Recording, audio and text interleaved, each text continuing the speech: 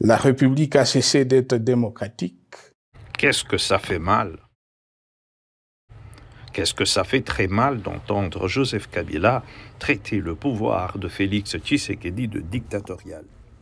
Se sont retournés dans leur tombe aujourd'hui Rossi Mukendi et Thérèse Kapangala pourchassés, puis dans les églises où ils pensaient être à l'abri. Floribert Chebeya, acteur civil et défenseur de droits de l'homme, ainsi que son chauffeur, témoin gênant pour le régime Kabila, ont été asphyxiés à la mort dans la voiture du premier. Armand Tungulu, tué à bout portant pour avoir exprimé son mécontentement pour la gestion négative de Kabila.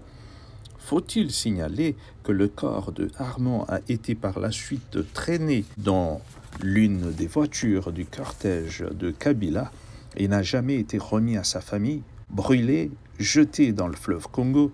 Seul Kabila connaît la vérité. Faut-il encore parler des inconnus jetés dans des fosses communes et dont le seul péché était de réclamer la démocratie?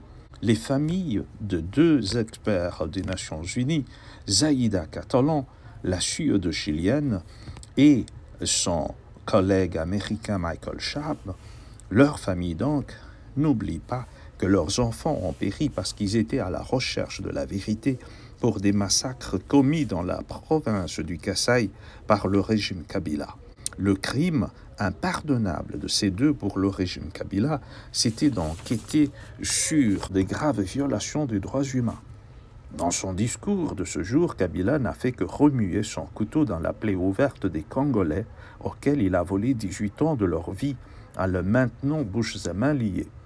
Ces Congolais auxquels il parle aujourd'hui connaissent bien le bruit de ses pétards que le timbre de sa voix, parce qu'ils l'entendaient moins. Ces Congolais savent aussi que Kabila s'est octroyé 2 ans supplémentaires au-delà du mandat normal après son second terme, parce qu'il s'accrochait au pouvoir pour y faire une éternité.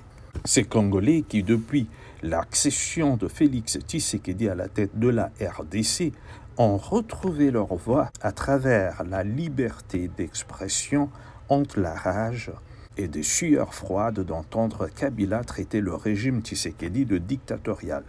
Sincèrement, celui qui ne se gêne pas, gêne les autres. Bonjour chez vous.